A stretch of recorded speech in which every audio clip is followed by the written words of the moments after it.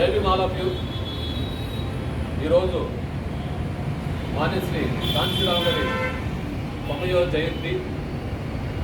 So ఆయన జయంతి పురస్కరించుకొని మనమందరం ఈరోజు ఇక్కడ సమావేశమయ్యాం. మనందరం మరొకసారి ఈ కార్యక్రమానికి భీమసేన వారు తరఫున ప్రేమపూర్వకంగా ఆహ్వానిస్తున్నాం. మన కొలబొత్తు సోదరులు వచ్చి ఫోటోకి కలవేసుకోవచ్చు.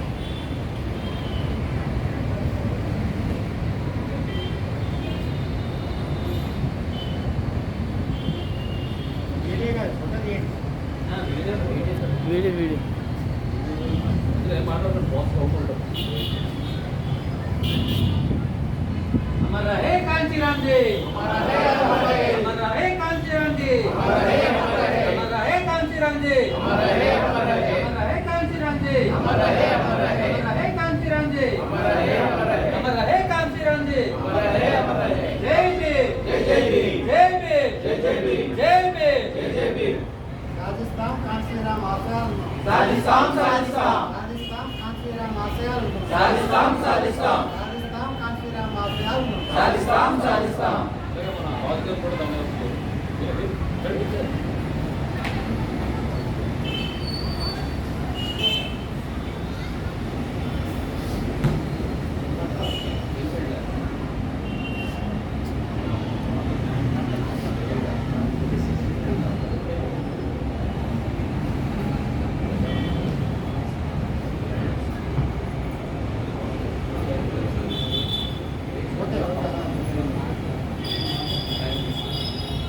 ఈ సందర్భంగా మన కృష్ణుడిగా చిన్నారుగా మాట్లాడుకోవచ్చు.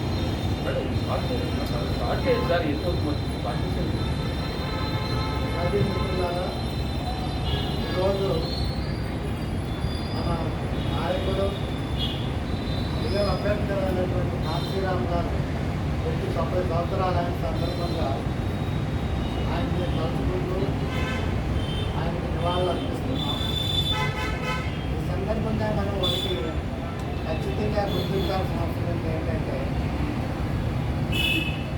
రాజకీయంగా ఈ ఎస్సీ ఎస్టీ బీసీ మైనారిటీలందరినీ కలుపుకొని ఒక శక్తిగా ముందుకెళ్ళినట్లయితేనే ఈ మతాతీత ప్రజాస్వామ్య శక్తులను అందరినీ కలుపుకొని వెళ్ళడం ద్వారా ఈ దేశంలో ప్రజాస్వామ్యాన్ని ఎదుర్కొంటాం. అట్లాగే ఆ ప్రజాస్వామ్యాన్ని మనకి ఇచ్చినటువంటి రాజ్యాంగాన్ని రక్షించుకుంటామని చెప్పి అంబేద్కర్ పాటలో అన్నాడు కాంచీరావు గారు.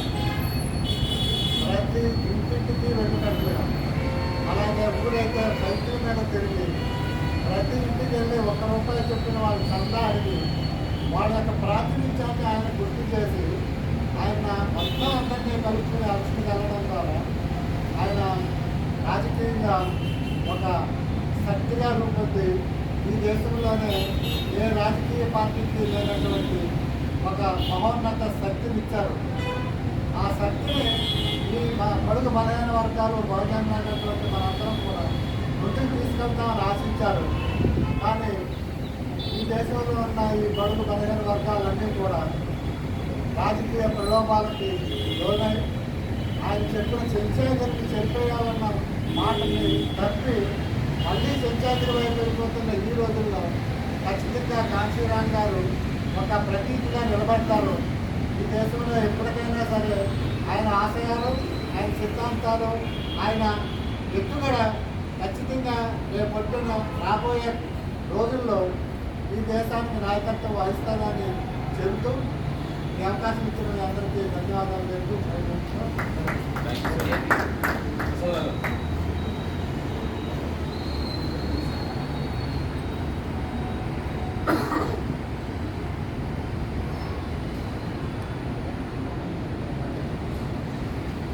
जय भीम, जय भीम, जय भीम, जय भीम, जय भीम। మిత్రులారా, నేను ఒక మారుమూల ప్రాంతంలో పల్లెటూరులో పుట్టాను. చదువు గురించి తెలియదు. జార్జ్ మైకేల్ అనే ఒక టీచర్, ఆయన యొక్క ప్రేరణ వలన కొంతవరకు చదువుకోవడం జరిగింది. చదువుకున్న తర్వాత 8వ తరగతి నుంచి అంబేద్కర్ గారి గురించి మీటింగ్లో విని ఆయన చరిత్ర, తర్వాత రాజ్యాంగ ప్రతిని అన్నారు. నాకు రాజ్యాంగ ప్రతి అర్థం కాలేదు, గ్రాంధిక భాషలో ఉండటం వల్ల అది నాకు అర్థం కాలేదు. తర్వాత అంబేద్కర్ చదివిన తర్వాత ఆయన ఎన్ని కష్టాలు పడ్డాడో ఏం చేశాడో మన జాతికి అనేది అర్థమైంది. అప్పటి నుంచి నాలోనే దృఢ సంకల్పం కలిగింది. ఎంతో కొంత మనం సాధించాలి, ఏదన్నా చేయాలంటే మన దగ్గర డబ్బులు ఉండాలి. డబ్బులు సంపాదించాలని అహర్నిశతో కృషి చేసి, వ్యాపారాలు చేసి, కూలి పని చేసి, ఎక్కడైతే మనం సంపాదించలేమని దుబాయ్ దేశం వెళ్ళిపోయి, దుబాయ్ దేశంలో 5 సంవత్సరాలకి డబ్బు సంపాదించి తిరిగి వచ్చి రాజకీయాల్లో వచ్చి రాజ్యాధికారం కావాలనే ఉద్దేశంతో రాజకీయాల్లో ప్రవేశించి మన వాళ్ళంతా కూడా మనవాద పార్టీలో బానిసలై ఉన్నారు. మన పార్టీలన్నీ కూడా అణగారిపోయి ఉన్నాయి. కాబట్టి మనం సాధించలేము అనుకున్నాం. నాకు పిల్లలు పుట్టిన తర్వాత చిన్నపిల్లలు వాళ్ళ ఎడ్యుకేషన్ గురించి ఉద్యోగానికి రావాల్సి వచ్చింది. విశాఖపట్నం పట్టణానికి వాళ్ళు బాగా చదువుకున్నారు, ఈ రోజున అభివృద్ధిలోకి వచ్చారు. నా భార్య నేను మ్యారేజ్ చేసుకునేటప్పుడు ఇంటర్మీడియట్, స్త్రీకి కూడా చదువు కావాలి, స్వేచ్ఛ కావాలి అనే ఉద్దేశంతో ఆమెను కూడా చదివించాను. బిఏబిఈడి, ఎంఏబిఎల్, ఎంబీఏ, సీనియర్ మేనేజర్, స్టూడెంట్లో చేసి రిటైర్ అయ్యింది. రీసెంట్గా మన దేశాన్ని వారు కూడా మనకు సపోర్ట్ చేసిన సహాయము. ఈ విధంగా అసలు కాన్షీరామ్ గారి గురించి కూడా తెలుసుకోగలిగారు. రీసెంట్గా కాదు, ఆయన నిజంగాను ఎంత త్యాగశీలి అంటే, మరి నేను ఒక అంబేద్కర్ అంటే గొప్పవాడని అనుకున్నాను.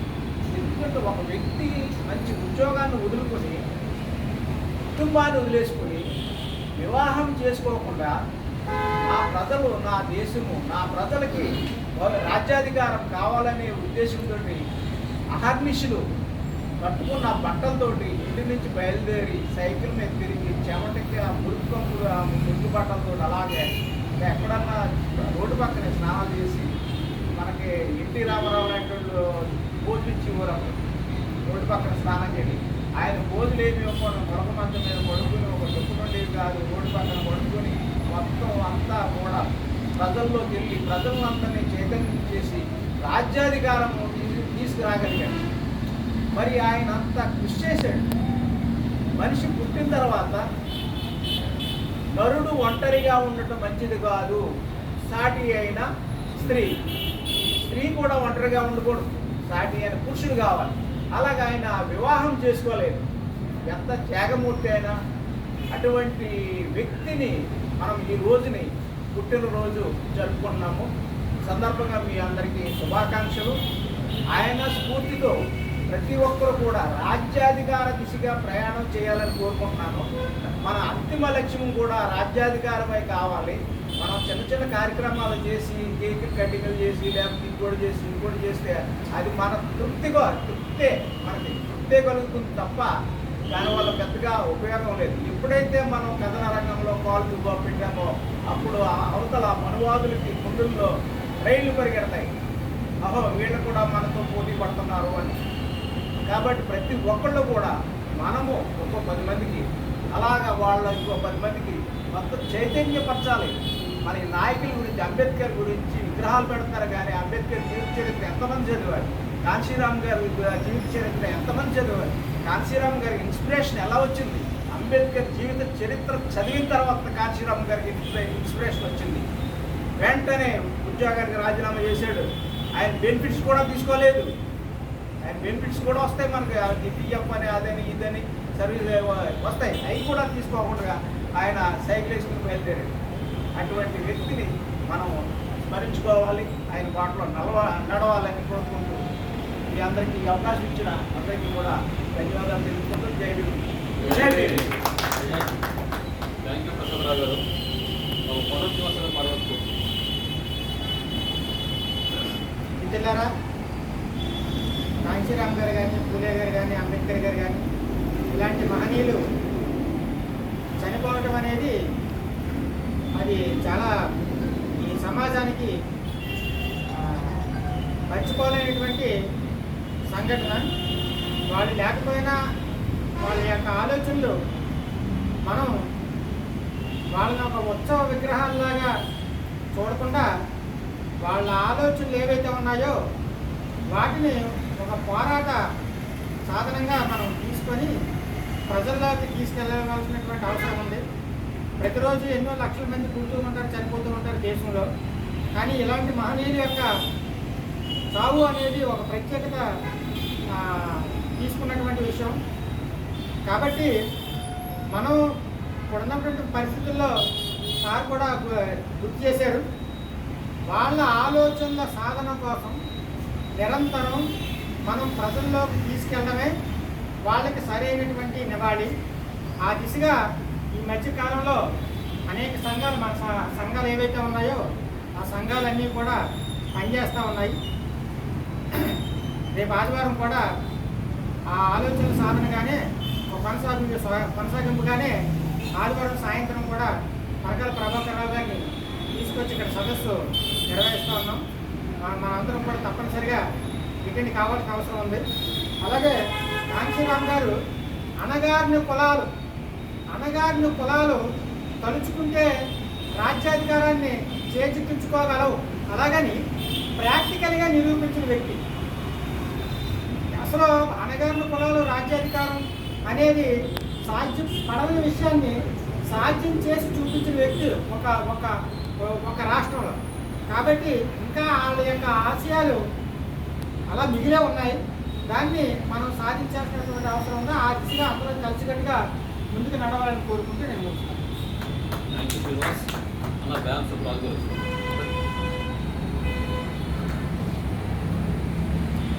జై భీమ్ అండి. ముందుగా మాన్యవర్ కాంచీరామ్ గారి జన్మదినం వేడుకలు చేస్తున్నటువంటి భీమసేన వారికి నా యొక్క జై భీమ్ తెలియజేసుకుంటున్నాను. ఎందుకంటే వారు ఈ కార్యక్రమాలు ఇప్పుడే కాకుండా ఎప్పుడంటే భీమసేన వారు స్టార్ట్ చేశారో అప్పటి నుంచి కూడా మన బహుజన నాయకులందరినీ కూడా గుర్తు చేస్తూ, వారే కాకుండా వారిని జన్మనిచ్చినటువంటి తల్లిదండ్రులను కూడా మనకి తెలియజేస్తూ వారి పుట్టినరోజులు వర్ధంతులు చేయడం జరుగుతుంది. వారికి నాకు మనస్ఫూర్తిగా వారికి జై భీమ్ తెలియజేస్తున్నాను. ఎందుకంటే ఈ రోజున మన బహుజనులకి వారి యొక్క చరిత్ర తెలియట్లేదు. కాబట్టి వారు మేమేదో మనువాదుల్లాగే ఈరోజు కూడా ప్రవర్తన జరుగుతుంది. అంతకుముందు మన పూర్వీకులు కష్టపడినటువంటి కష్టాలు ఎవరూ తెలియజేయట్లేదు. ఎందుకంటే ఈరోజు అందరం కూడా మేము ఉద్యోగస్తులు, మా పిల్లలు ఉద్యోగస్తులు, కింద జరిగిన వాటికి పిల్లలు కూడా చెప్పలేని పరిస్థితిలో ఉన్నారు.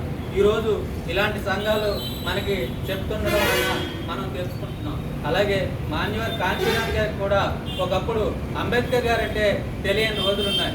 ఎందుకంటే ఆయనకి గుర్తు చేసింది ఒక 4వ తరగతి ఉద్యోగస్తులు దీనాబానా అనే వ్యక్తి. ఒక ఆయన అంబేద్కర్ గారి పుట్టినరోజుకి సెలవు ఇవ్వకపోతే ఆయన కష్టపడిన కష్టాన్ని చూసి ఈయన ఎందుకు ఎంత కష్టపడుతున్నారు, ఎందుకు ఈయన ఎంత బాధపడుతున్నారు అని చెప్పేసి ఒక ఆయన డిఆర్డిఏలో ఇంజనీర్గా పనిచేస్తున్నటువంటి ఒక ఆయన ఎందుకు ఈయన క్లాస్ 4 ఆయన ఎంత కష్టపడుతున్నారు, ఆయనకి ఉద్యోగం కూడా తీసేశారు ఎందువలన అని చెప్పేసి ఆయన అడిగితే ఈరోజు అంబేద్కర్ గారి పుట్టినరోజు అండి, మనకి సెలవు ఇవ్వట్లేదు. ఈరోజు బడుగులకి అందరికి కూడా ఆయన దేవుడు, అన్ని పూజలకి అన్ని మతాల వారికి పండుగ రోజు చేస్తున్నారు. కానీ ఈరోజు మన అంబేద్కర్ గారి పుట్టినరోజు నాడు మనకి ఇవ్వట్లేదు ఏంటి అనేసి అంటే అంబేద్కర్ గారు ఎవరు అని చెప్పేసి ఈ కాంచీరామ్ గారు అడగడం జరిగింది. అడిగితే ఇప్పుడు దీనబాన ఈయన మన బహుజనులందరికీ కూడా ఆయన రాజ్యాధికారం తీసుకొచ్చినటువంటి వ్యక్తి అండి ఈయన అని చెప్పడం జరిగింది. అయితే ఈయన చెప్తే కానీ నాకు తెలియలేదా అని చెప్పేసి ఆయన రాసినటువంటి అంబేద్కర్ గారు రాసినటువంటి ఎన్యులేషన్ ఆఫ్ క్యాస్ట్ మరియు ఈ పుస్తకాలు చదివి ఆ తర్వాత ఆయన ప్రేరేపణై ఈరోజు అంటే దీనాబానా అనే వ్యక్తికి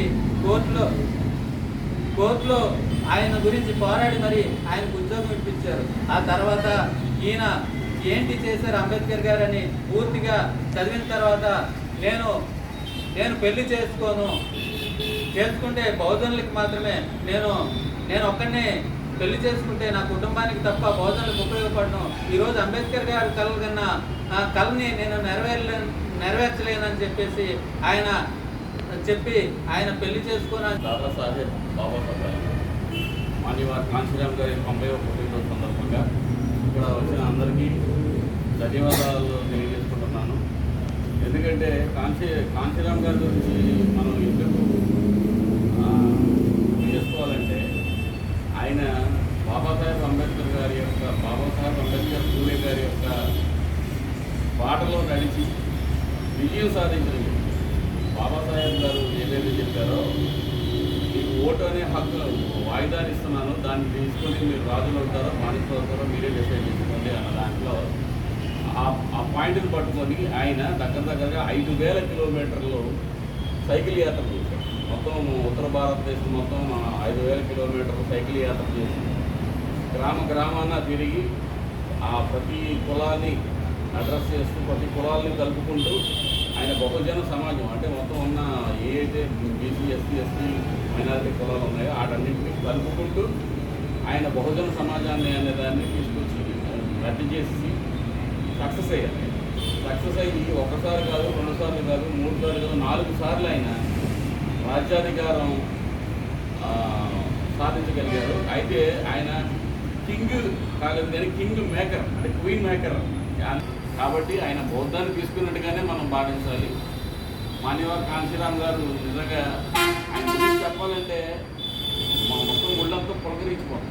ఎందుకంటే ఆయన బాబాసాహెబ్ అంబేద్కర్ గారి గురించి సోదరుడు చక్కగా ఎక్స్ప్లెయిన్ చేశారు. మొత్తం నేను అది చెప్తాను అనుకున్నాను, ఆయనే చెప్పేశాడు. సో చాలా సిలబస్ కవర్ అయిపోయింది.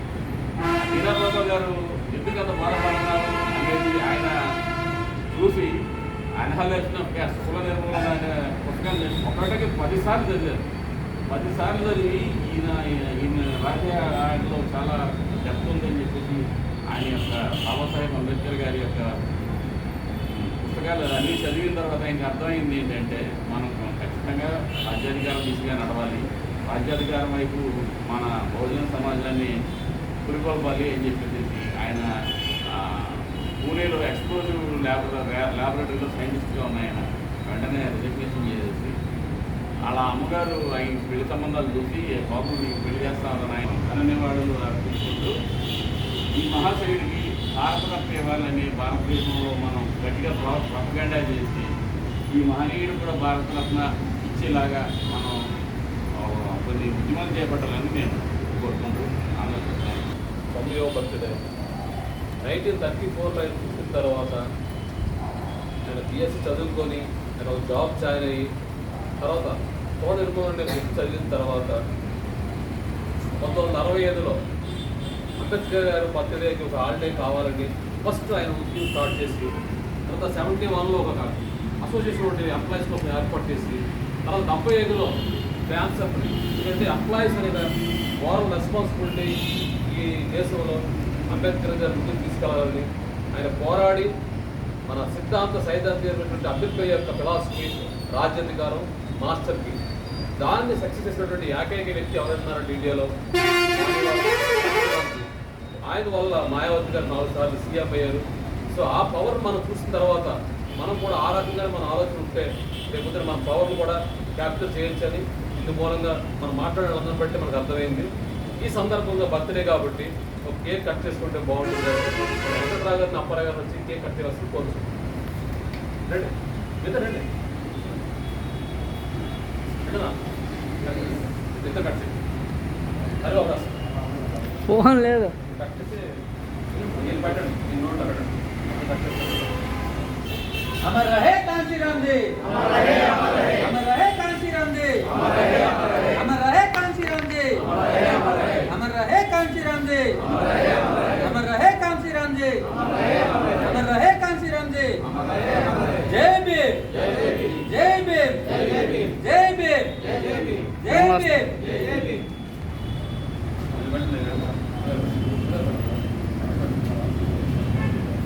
Thank you very much.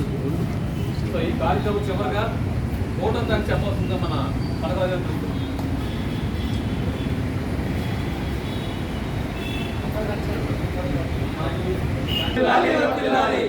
Kanshi Ram గారి ఆశయాలు.